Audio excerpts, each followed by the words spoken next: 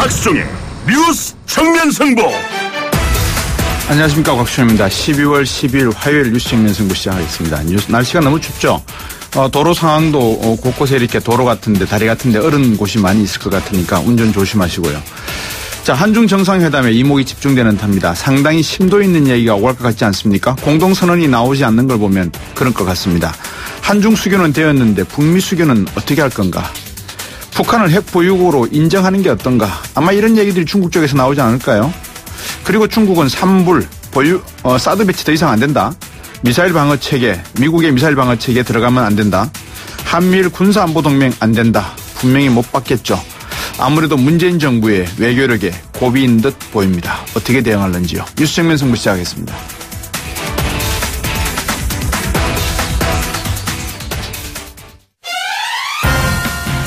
네, 오늘 저희가 준비한 순서 말씀드리겠습니다. 1부에서는 이 국민의당 박주원 최고위원 연결하겠습니다. 어제 이용주 의원과 인터뷰를 했죠. 김대중 전 대통령 비자금 의혹 제보 논란 관련해서 여러 가지 질문들이 여쭤볼 게 많이 있는 것 같습니다.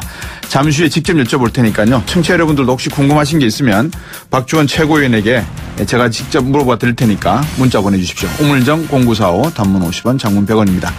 이어서 개헌 이야기 좀 해볼까 합니다. 지자체 선거와 함께 개헌이 어떻게 될 건지 관심인데요. 개헌 특위 활동 시한이 임박했습니다. 뭐가 어떻게 돌아가고 있는지 국회 개헌 특위의 간사죠. 더불어민주당 이인영 의원 2부에서 전화 연결하겠습니다. 그리고 3부와 4부는 청취자 여러분들 기다리는 시간이죠. 노동일 교수님과 박상빈 교수님의 이슈 동상이몽 시간입니다. 안철수 대표 리더십 문제, 국민의당 상황, 그리고 자유한국당 신임 원내대표 선출 과정 한번 말씀 나눠보겠습니다. 많은 문자 보내주십시오.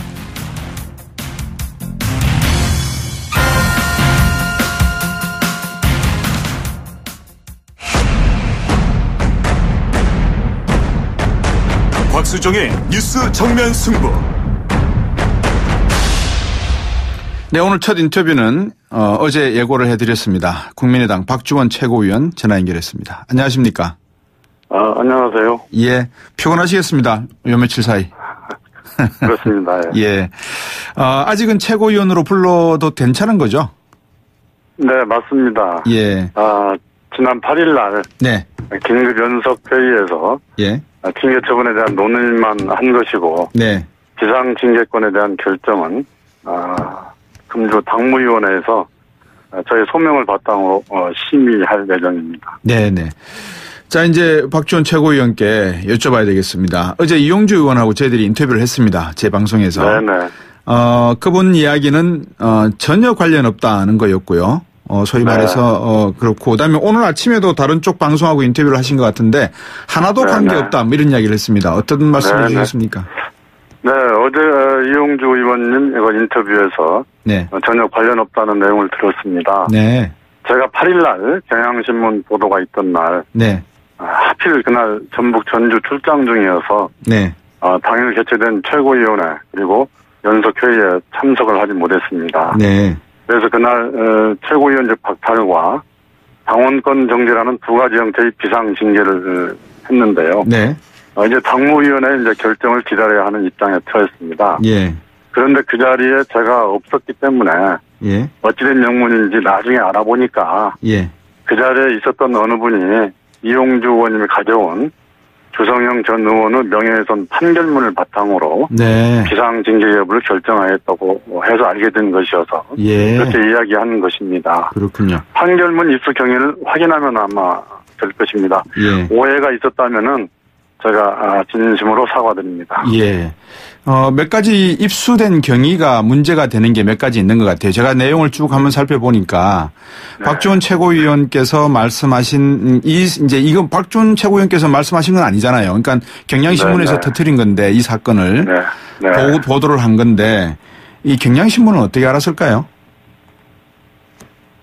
거기에 보도 내용대로 기혁 씨라는 분이 얘기하지 않았겠습니까? 네. 근데 바로 사정기관. 예, 네. 사정기관이라고 표현이 되어 있는데 사정기관이라면 어디를 말하는 겁니까? 글쎄, 그건 잘 모르겠습니다. 뭐, 여러 군데가 있지 않겠습니까? 네. 검찰이라든가, 경찰이라든가, 많이 있겠죠. 박주원 최고위원께서, 이 안산시장 하시기 전까지만 하더라도 검찰 안에 수사관으로서 상당히 명성을 떨치시던 분 아닙니까? 글쎄요. 예. 그런데 이제 이런 상황이 일어나고 보니까 좀 팩트 체크를 정확히 해야 될 게 몇 가지가 있어서 제가 이제 그 부분을 좀 확실히 해 놓겠습니다. 주성영 정 최고위원 전 의원 만나신 거 맞죠? 네, 만났습니다. 만나서 차도 마시고 이제 식사도 함께 했습니다. 네. 대검찰청의 범죄정보관의 역할은 대부분 이제 외거를 통해서 정보 활동을 하면서 수많은 사람들을 만나는 특성이 있습니다. 예. 때문에 주성영 의원도 그 중에 한 분이었습니다. 네. 그런데 주성영 전 의원 보좌관 이야기가 2006년 초 우리 방 비서관이 박주원이라는 분이 의원님 뵙고 싶어 한다라고 하니까 주 전 의원이 박주원이 누구냐라고 물었다. 이후에 의원실로 찾아온 박주원 DJ 비자금 이야기부터 꺼냈고 주 전 의원은 검찰 특수부 선후배들을 통해서 박 씨에 대해 알아봤던 것으로 안다. 이렇게 이야기했는데 어느 게 진실입니까? 글쎄요. 저는 보좌관님 잘 모르고요. 예. 글쎄 국회에 제가 한두 의원님들 만나러 들어간 게 아니니까. 네. 그건 기억이 없습니다. 보통 국회에서 비서관이 의원하고 이렇게 박주원 최고위원하고 만나실 때 배석을 합니까? 그렇게? 배석 안 합니다. 당시는 제가 이제 대검찰청에 근무할 때는 공무원 신분증이 있기 때문에 그때는 신분증을 매달고 들어가면 언제든지 자유롭게 들어갈 수 있었고요. 그다음에 또 시장 때도 역시 마찬가지죠. 시장이라는 그 공무원증이 있었기 때문에 그때는 제 기억으로는 그냥 아시는 의원님들을 찾아가고 만나고 했던 기억이 있습니다. 예. 박 최고위원께서 검찰에서 퇴직한 시점이 언제죠? 2015년 10월 31일입니다. 예, 10월 경향신문 8일자에 아마 등장했던 사정당국 관계자 기혁 씨가 퇴직을 6월이라고 제보했던데 잘못된 것입니다. 2005년을 말씀하시는 거죠? 15년이 아니고. 그렇습니다. 그러면 2005년. 괜찮습니다. 저 100억짜리 CD 발행이 2006년 2월로 되어 있는데 박 최고위원께서도 그렇게 말씀하셨어요. 이거 어떻게 주성영 전 의원이 내가 퇴직하고 난 다음에 나온 CD 발행 그 자료를 가지고 내가 이걸 제보를 했다는 말인가 이렇게 말씀을 하셨는데 좀 앞뒤가 안 맞네요. 그죠? 그렇습니다. 제가 이제 음모론 또는 정치 공작이라고 얘기하는 부분이 바로 이 부분입니다. 네. 조 전 의원님이 공개한 100억짜리 CD 발행인은 2006년 2월인데 발행되지도 않은 양도성 예금 증서를 제가 검찰청에서 어떻게 가지고 나올 수 있었겠습니까? 예. 근데 정말 그 자료가 컨테이너 박스나 이런 곳에 많이 있습니까, 지금? 아니, 컨테이너 박스가 어디에 있습니까? 제가. 아니, 그만큼 가져 나왔다고 또 언론에서 막 나오길래 제가 여쭤보는 겁니다. 그렇지 않습니다. 상상을 초월하는 그런 얘기들이 와전되고 있네요. 네. 그 자료가 김대중 전 대통령 비자금 관련 자료다. 이렇게 김대중 전 대통령이라고 명확하게 명시를 하셨습니까? 아니면 어떻게 다른 표현을 쓰셨습니까? 그 말도 안 되는 소리죠. 제가 아마 지금 기억해 보면은요. 당시 이제 CD는 그 CD가 아니고. 네네. 제가 이제 대북 송금 과정에서. 송금 수사 과정에서 입수했던 아마 현대 비자금 중 일부로. 아마 주인을 찾지 못한 증서 중 하나였을 것입니다. 그리고 일부는 이제 아마 몇 년 전까지. 국고로 환수되었고. 아마 당시 함께 일했던 대검의 문규상 검사도 잘 알고 있을 것입니다. 그리고 제가 당시 보고라인에 보고도 드렸고. 돌아가신 정몽원 회장님으로부터도 직접 들은 이 얘기들이 여러 건이 있었습니다. 그 정몽원 회장 사건과 이 CD 앞에서 현대 비자금이라 말씀하셨는데 연관성이 있는 겁니까, 그러면? 그럼요. 그 사건이 연관성이 있죠. 그 사건 관련 CD들을 아마 제가 퇴임 후에도 몇 사람으로부터 얘기를 들었습니다. 아마 서초동 어디 법조타운 일대에서 아마 자금 세탁도 이루어지고 있다는 얘기를 들었고 제가 몇 가지 들은 이야기가 있습니다. 네. 몇 가지 들은 이야기 중에서 한 가지만 좀 해주시면 안 됩니까? 글쎄, 아무튼 현대 비자금 사건은 김영환이라는 사람이 이제 팩트인데요. 예. 아마 그 사람이 그때 당시에 수사 당시에도 아마 서초동 일대에서 아마 작은 재탁을 한 것으로 알고 있고요. 예.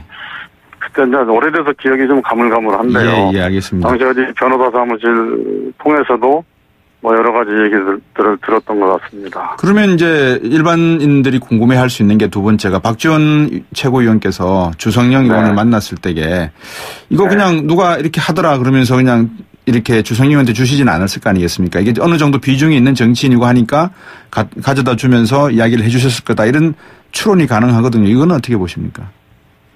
아무튼 간에 이제 그분도 검사 출신이고 또 이제 한나라당 법사위에 또 있었고 해서 뭐 사석에서 만나면 뭐 그런저런 얘기도 할 수 있었을 것입니다. 아마 오래돼서 기억은 없는데요. 제가 이제 퇴임 이후에 만났다면은 같은 당 시장과 같은 당 국회의원 아닙니까? 그렇죠. 그러면 상호간에 다양한 이제 정책적인 교류도 있었을 것이고. 사석에서야 뭐 세상 돌아가는 얘기 뭐 못할 얘기가 뭐가 있겠습니까? 근데 10여 년이 넘은 이야기들이라서 다 기억할 수는 없죠. 네네, 알겠습니다. 그 관련해서 녹취도 수일 내에 풀겠다고 하셨습니다. 푸실 겁니까? 당연히 이제 금주에 아마 당무회의가 열리는 것으로 알고 있습니다. 당무회의에서 이제 그런 모든 것들을 풀도록 해야죠. 근데 요 녹취된 내용에 말을 맞추자, 요렇게 이야기를 했다는데, 이것도. 전혀 그런 사실 없습니다. 그런 말씀도 다 녹취가 돼 있는 거죠? 그럼요. 제가 그날 바로.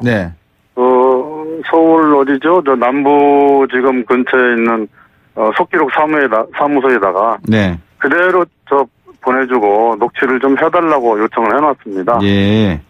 지금 그 이용주 의원 거는 방금 앞에서 서두에서 말씀하셨으니까 일단 만약에 그게 아니라 그러면 오해를 하셨다고 해서 일단은 빼고요. 그러면 주성영 의원과의 어떤 진실 공방이 사실은 있어야 될 것 같거든요. 그리고 두 번째가 과연 이 시기에 음모론을 말씀하셨으니까 이 시기 통합론이 나오고 있는 이 시점에 왜 이게 모 사정기관에 있는 요원이 경향신문에다가 이 건을 줬을까? 이게 또 두 번째 내용이거든요.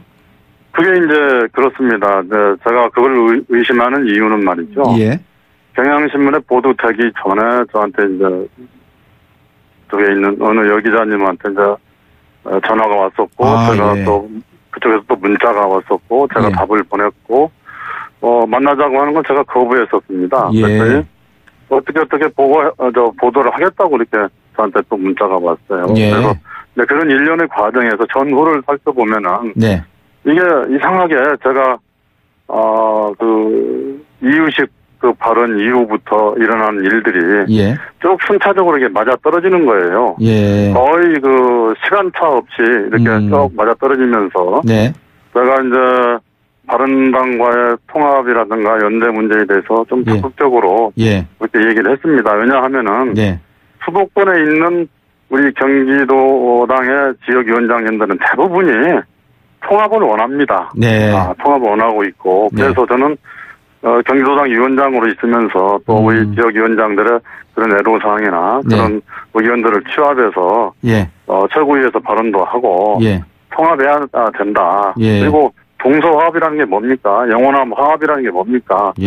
화합해야 되는 거 아닙니까? 그러면은 통합을 하고 소통을 해야죠. 그래서 그걸 많이 주장을 했는데 공교롭게 이제 그런 걸 주장하면서 저희 당에서 이제 통합 그리고 이제 반대파들이 이제 끝장 토론까지 벌어지고 좀 웃지 못할 일들이 지금 벌어져 왔죠. 제가 어제 이용주 의원한테도 그런 비슷한 질문을 했어요. 왜냐 그러면 최명길 의원이 갑작스럽게 벌금 200만 원 받아가지고 의원직 사퇴가 됐잖아요, 그죠?